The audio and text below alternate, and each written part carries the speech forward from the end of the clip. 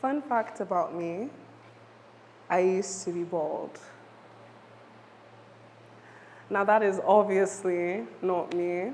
That is courtesy of my Nigerian boarding secondary school, where we used to cut our hair because it was too distracting. And though an exaggeration, bald perfectly encapsulates exactly how I felt during these very formative years of mine. I had this association of shame with my natural hair, followed by the incessant urge to cover it up. And sure, I was in school 9 months out of 12, but there were moments, events, outings where I just wanted to feel beautiful. And in my year 12, I was selected to go for Model UN, and my school was going to let us to wear wigs. I was really excited, and so were my peers. They were talking about their makeup, their outfits, their hair, and I was thinking about it too. I mean, I thought about the length, the curl, the color. And then I actually got around to asking my dad to purchase one, and he said no. And naturally, in a situation like this, you would probe for answers. So I asked him why, and he told me that he doesn't want me to depend on Eurocentric standards to feel beautiful. Now, I, as 16 at the time, wasn't trying to hear this lesson my dad had to teach me. I just wanted to look nice, like the rest of my peers. My friend gave me that. Shout out to her. He'd always bring up, when we'd have this argument, well, your mom's beautiful. She doesn't wear wigs. And yes, my mom has been wearing her hair short since about 2016. And he's right. My mom is the epitome of femininity, even in the traditional ways that they tell us to be. She's soft-spoken, polite, emotional, sweet. My mother is the first time I ever knew what a woman was. But I didn't want to look like her. And it's a strange thing to admit. I mean, obviously, my mom is beautiful.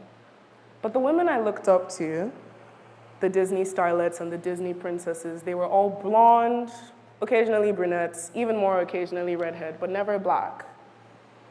My game avatars reflected this. I could never center a black girl in any of these narratives I was role-playing. And honestly, the first time I think I ever saw this softness explicitly depicted in a black character was Rue. Rue is the District 11 tribute of the Hunger Games, popular YA franchise, which I'm sure a lot of you recognize. When Amandla Stenberg was announced to play her, people were really pissed, really pissed. She was explicitly described in the book as dark brown, but I guess people got confused because she was described to have the exact same stature as Prim, who, as you can see, is white and blonde. And I was confused because she wasn't even that dark brown in the movie. Like, I thought she would look like me, to be honest, but people thought she would look more olive or tan. What I found interesting about this discourse was the indisputable racial profile of her district partner, Thresh. That's Thresh. He was described in the book as menacing, bulky, scary, aggressive. That's the image of blackness we're familiar with. That's the image of blackness that they were expecting with a Rue like this. That was the characterization they expected her to have. But instead, Rue was an innocent, fragile, soft little girl. And not just this, but the very image, the very symbol of that innocence. And the fans didn't believe that. They felt that no black girl would be worth starting a rebellion for. No black girl would ever garner that much sympathy. No black girl was worth mourning or protecting. And to some degree, they do have a point. In 2020, Megan Thee Stallion was allegedly shot by Tory Lanez, allegedly. And the internet was in flames. There were jokes, there were memes. People called her a liar, a snitch, anything but a victim, which is what she was, you know. The vitriol towards black women, obviously, extends far beyond fiction. And she's not the only person that has experienced such allegations of being a man, which is the craziest thing to me. I mean, genuinely, if Megan Thee Stallion is a man, then the rest of us stand no chance.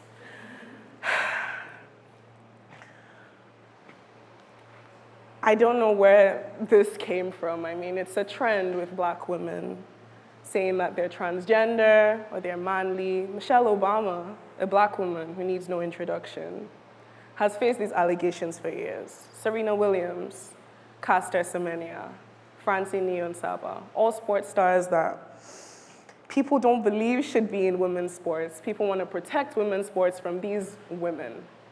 Casual TikToks with multiracial friend groups. The TikTok comments will turn the black girls into bodyguards. Oh, I know they don't play about you. The implication of such allegations and stereotypes is that you cannot be a woman and possess certain features. Broad shoulders, broad noses, height, visible muscle, deep skin tones, coarse hair, all of which in any other context would simply just be human variation. But in a Western lens, through a Western lens, where black and brown people are never centered, they've been coded as masculine. I will never forget the first time I went to class with my natural hair out. And I feel like this is a statement that no one else has to say. No one that's, doesn't have an afro. No one has to think about the fact that you've never seen a black girl in the UK walk around with her afro. Now I have, but when I first came, I didn't. And my hair had been growing out for some time, so I was genuinely proud of it. I went to class, the comments started, some people were intrigued. Some people made Black Panther jokes, which I still get to this day, and I think they're very ridiculous and tired. But the comment that stood out to me came from this guy on the business pathway. And you guys know how men that study business are. He told me that I look like a man. And that really, really, really affected me. That really stuck. And so I started to overcompensate. Bigger earrings, tighter clothes, mascara every single day. I softened my voice when I talked. All things I thought would assert my femininity to the world. I recall a conversation I had with this other girl that I did foundation with. She was talking to the same business pathway guy, one other friend that she had, and, they were talking about black women in the UK, their fixation with wigs, their obsession with makeup, their need for false eyelashes. How it's not respectable, it's fake. And I thought, isn't that unfair? Isn't this exact hyper feminine presentation exactly the thing that would have saved me from being a man, from looking like a man, rather? I wonder if there's any other group of people who has their aesthetics criticized to the same degree, to the same level. Anything that black women on a large scale enjoy is criticized and deemed, not cool, not beautiful. The UK black girl aesthetic, characterized by heavy makeup, dramatic eyelashes, and a bright under eye, which, by the way, I think is overhated, sleek hairstyles, and baby hairs. People critique black women in the UK for their lack of originality and their reliance on artificial enhancements to feel beautiful. And I think that's unfair, because what happens to me when I don't assimilate? For centuries, and though femininity, the associations with it have changed over time, femininity has always been centered around whiteness. In art, in film, in media, the looser your hair, the paler your skin, the softer your features, define how feminine you're perceived to be. The proximity you have to this whiteness is what would affect this perception for many different groups of people, and it affects different demographics differently. Non-black women of color and black men. It was announced that the Children of Blood and Bone novel, which is another popular YA book, guys. I like to read. It's another popular YA franchise. It was announced that it was going to be adapted into a movie. And the casting announcement came out sometime around early this year. I can't remember, to be honest. But it had a lot of controversy. This is the royal family of Orisha, characterized by their light copper complexion, except for one black sheep who faces the beratement of their mother for their mahogany complexion. And I know what you're thinking, poor guy, right? That must suck. But I actually just described the princess, Amari. And now you guys are probably thinking, am I being gaslit? That's clearly a guy. Well, let's zero in on the siblings. This is Princess Amari and Prince Inan. Princess Amari, characterized by her mahogany skin tone, obviously, faces colorism in the movie. It's integral to our story arc. And naturally, Amandla Stenberg, who I'm sure you guys are surprised came up twice, was criticized for being too light for the role. And given the context of the novel, that Inan doesn't face similar beratement from his mother, that he's of the noble class, wouldn't it make more sense for him to be light-skinned and for her to be dark-skinned? Now, obviously, the fault is not with the actors themselves, but it does correlate with the Hollywood preference for dark-skinned actors and light-skinned actresses. But why? Here's the media paradox. It is as much a reflection of our society as it conversely shapes it.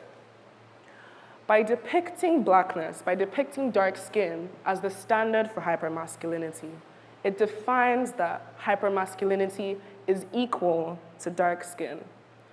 And that's why a strong, capable character such as Inan, captain of the guard, is more convincing as a dark-skinned man, and why his sister, Princess, is more convincing as a light-skinned woman.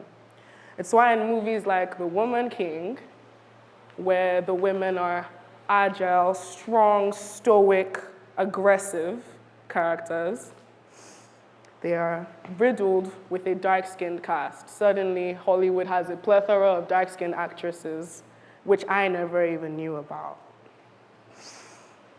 One of the weirdest things about coming to the UK was this new hyper-awareness of my race that I had never experienced before, and how it impacts my behavior.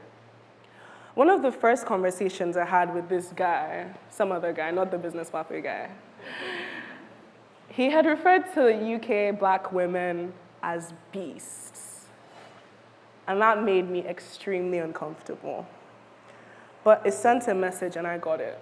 And I decided that I would act differently so I wouldn't be characterized with the same ghetto, loud, aggressive personality. But I quickly realized that nothing I was going to do would change this. A different night, I went out with some of my acquaintances and I wasn't feeling my best. And I was trying but failing to be stoic and hide this fact. But I had a big frown on my face. And one of the guys I was with noticed this. He calls me and he makes a joke about how I'm going to kill him. And he follows up by asking, Jola, why are you so angry all of the time? But I'm not. I'm not angry all of the time. I'm told by my friends that I'm extremely energetic and vivacious, talkative to a fault. I'm literally always smiling. So where did he get this information from? And that's when I realized that all of my emotions, my passion, my sadness or joy or whatever I did, was always going to be reduced to angry and aggressive. And it was a visceral frustration. I was so over it. And the worst part is that it's not going to stop here, you know. Our current political climate, with the growing anti-immigrant sentiment, the growing hate towards people of color, the fact that this is a decades-long issue, it seems that we are in a never-ending cycle of having to prove ourselves. And that's when I realized that our sense of self has never, ever, ever been more powerful, important, or urgent. And not just self-acceptance. For creatives such as myself, this means self-centeredness, centering Black women in every single kind of narrative, decentering narratives that do not serve us. Terms like UK Black Beast, UK Beast, only exist to keep us down and police our emotions, our expression. The standard woman is beautiful, with Eurocentric features and a dainty, docile, delicate demeanor.